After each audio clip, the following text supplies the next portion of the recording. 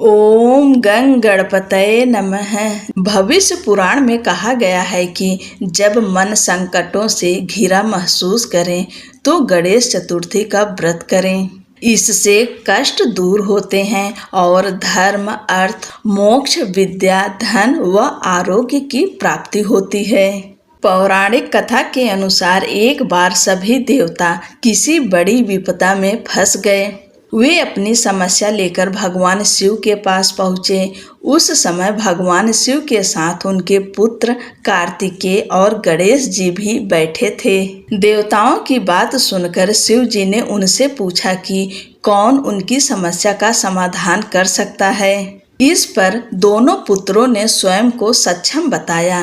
तभी नारद जी ने सुझाव दिया कि देवताओं को अपनी बारात लेकर जाना है और जो सबसे पहले पृथ्वी की परिक्रमा करके आएगा वही देवताओं के कष्ट दूर करेगा। कार्तिकेय अपने वाहन मोर पर बैठकर तुरंत परिक्रमा के लिए निकल पड़े। गणेश जी ने अपनी बुद्धि का प्रयोग किया। उन्होंने अपने माता पिता शिव पार्वती की 7 बार परिक्रमा की और हाथ जोड़कर खड़े हो गए। जब शिव जी ने इसका कारण पूछा तो गणेश जी ने कहा कि माता पिता के चरणों में ही समस्त लोक और ब्रह्मांड समाया हुआ है, इसलिए उनकी परिक्रमा ही पृथ्वी की परिक्रमा के समान है। यह सुनकर शिव जी अत्यंत प्रसन्न हुए और उन्होंने गणेश जी को देवताओं के संकट दूर करने का कार्य सौंपा। तभी से यह मान्यता है कि किसी भी शुभ कार्य से पहले भगवान गणेश की पूजा करने से सभी विघ्न दूर हो जाते हैं। बोलो गणपति महाराज की जय। अब एक और कथा सुनते हैं। एक समय की बात है, सतयुग में एक दया देव नाम का ब्राह्मण था जिसकी 4 बहुएं थी। सबसे बड़ी बहू बचपन से ही संकट नाशक गणेश चतुर्थी का व्रत करती थी। एक दिन उसकी सास ने उसे व्रत करने से रोक दिया। सास के कहने पर बहू ने व्रत छोड़ दिया, जिससे भगवान गणेश रुष्ट हो गए। कुछ समय बाद बहू का बेटा लापता हो गया। बहू बहुत दुखी हुई और उसने अपने बेटे को ढूंढना शुरू किया। वह एक जंगल में पहुंची जहां उसे गणेश जी एक ब्राह्मण के वेश में मिले। ब्राह्मण ने उससे पूछा कि वह इतनी दुखी क्यों है। बहू ने अपनी सारी कहानी सुनाई और बताया कि कैसे उसने अपनी सास के कहने पर व्रत छोड़ दिया था, जिसके कारण उसका बेटा गायब हो गया।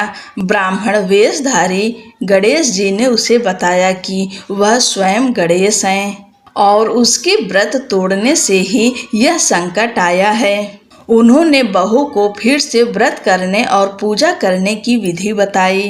बहू ने पूरी श्रद्धा से व्रत किया और पूजा पाठ किया। उसकी भक्ति से प्रसन्न होकर गणेश जी ने उसके बेटे को वापस ला दिया। इस कथा से यह सीख मिलती है कि भगवान गणेश की पूजा और व्रत को कभी भी बीच में नहीं छोड़ना चाहिए।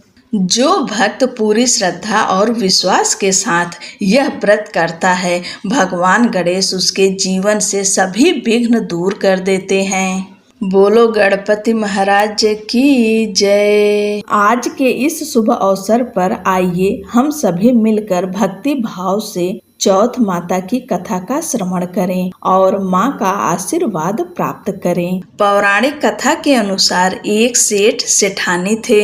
उनके एक बेटा और बहू थे। बहू सबको भोजन करा के फिर स्वयं भोजन करती। एक पड़ोसन ऐसी भी थी जो रोज पूछती थी कि बहू आज क्या बनाया खाया। बहू कहती ठंडो बासी भोजन।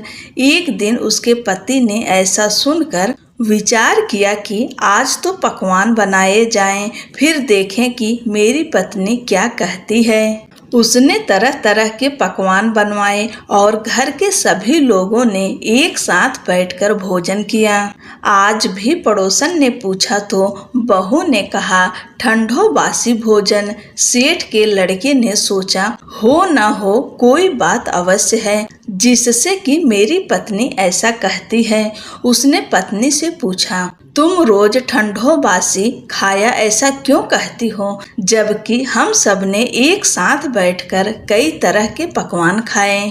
उसकी पत्नी बोली, आप जो खा रहे हैं वह बाप बूढ़ों की कमाई है। जिस दिन आप कमा कर लाओगे उस दिन मैं समझूंगी कि ताजा भोजन कर रहे हैं। एक दिन लड़के ने माँ से कहा, मैं एक बड़े शहर में कमाई करने जा रहा हूँ। माँ बोली, बेटा अपने पास इतना धन है कि खाया नहीं खुटेगा।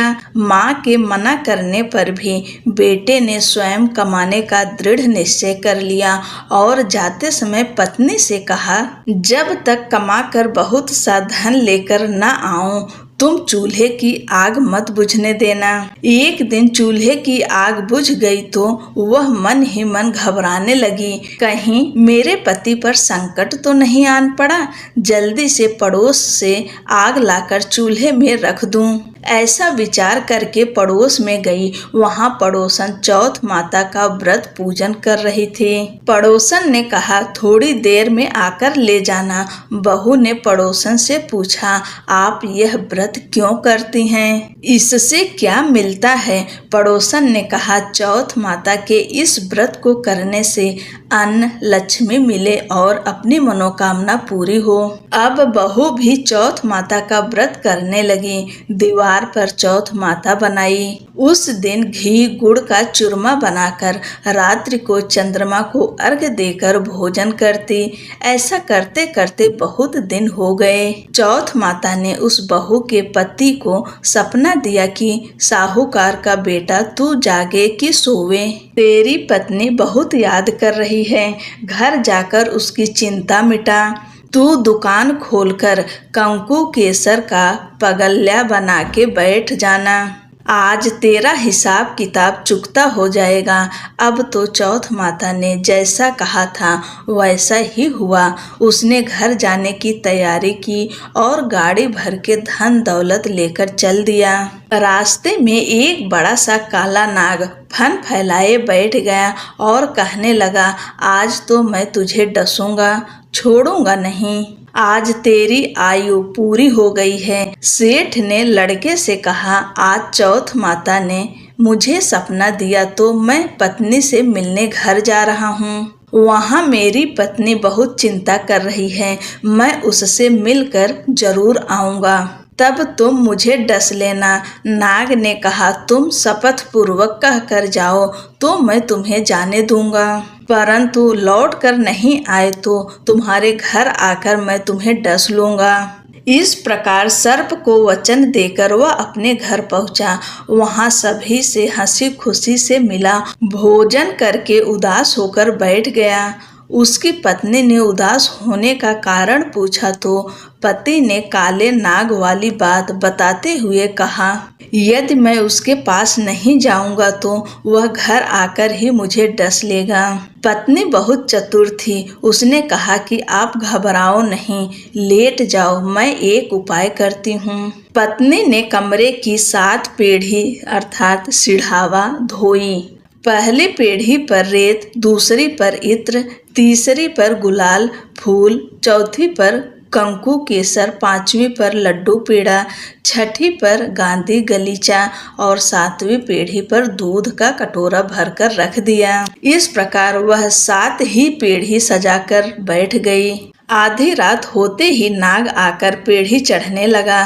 पहली पीढ़ी पर रेत में लौट गया और कहने लगा कि सेठ की बहू ने आराम तो बहुत दिया, पर वचनों से बंधकर आया हूँ, सो डसूंगा अवश्य ही। इसी प्रकार 7 पीढ़ियों पर नाग आराम करता हुआ और कहता हुआ कि डसूंगा जरूर कमरे में जाने ही वाला था कि चौथ माता ने विचार किया कि मैं इसे नहीं बचाऊंगी तो संसार में धर्म कर्म और व्रत पूजन को कौन मानेगा। अब तो गणेश जी, चंद्रमा जी और चौथ माता ने उसे बचाने का विचार किया। चंद्रमा जी ने उजाला किया, चौथ माता ढाल बनी और गणेश जी ने तलवार लेकर नाग को मार दिया और ढाल से ढक दिया। अब बहू भी थकी हारी सो गई। दिन उगा तो लोग बेटे से मिलने आए, परंतु बेटा बहू तो उठे ही नहीं थे। बहुत देर हो गई तो माँ उन्हें उठाने गई। माँ ने सातों पीढ़ियों पर जो कुछ देखा तो बहुत घबराई और बेटा बहू को आवाज लगाई। बेटा बहू उठे तो देखा कि एक ढाल तलवार वहां पड़ी है। अब ढाल उठाई तो वही काला नाग मरा हुआ पड़ा मिला। बेटा बहू ने सोचा कि आज तो धर्म कर्म ही आड़े आए, जो भगवान गणेश जी और चौथ माता ने अपनी रक्षा की है। हे चौथ माता, आपने जैसी सेठ की बेटे बहू की रक्षा की, वैसी रक्षा सबकी कीजो। बोलो चौथ माता की जय, भगवान गणेश की जय।